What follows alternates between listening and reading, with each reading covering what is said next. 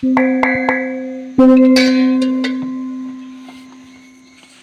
前นิยมเขามาอย่างกับบ้าน之前ตลาดเป็นเรื่องครับติดแล้วรถปล่อยได้ย่อมปล่อยออกกับสิ่งนู้นปล่อยไม่รู้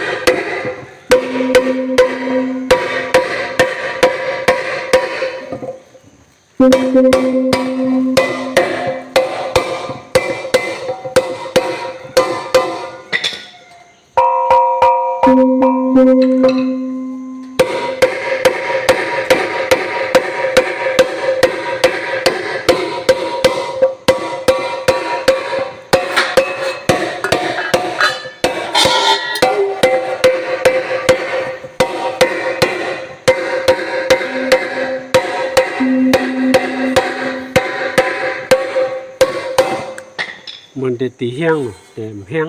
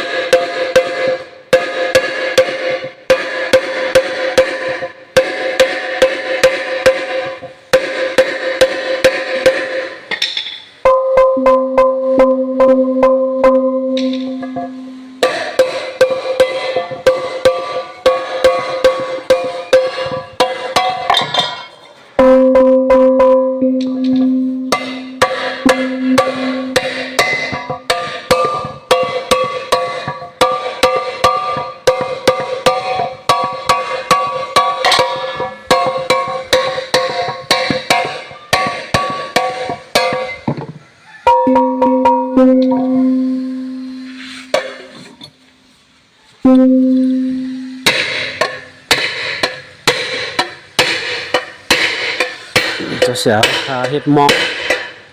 จงหม่อนนะครับวัดหม่อนดอกเก็บเขาทำมาตัวหมอกของเหมือบ้องเหมือฮะ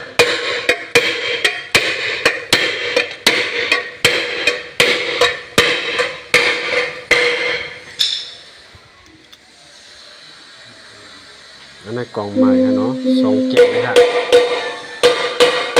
เสียงหลังเต้ๆครับผม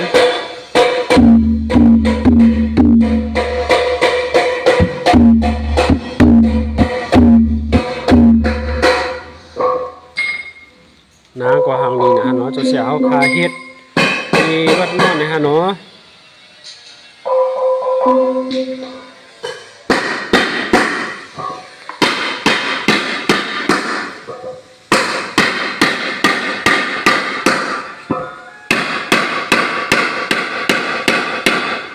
เฮ็ดก็เร็วครับ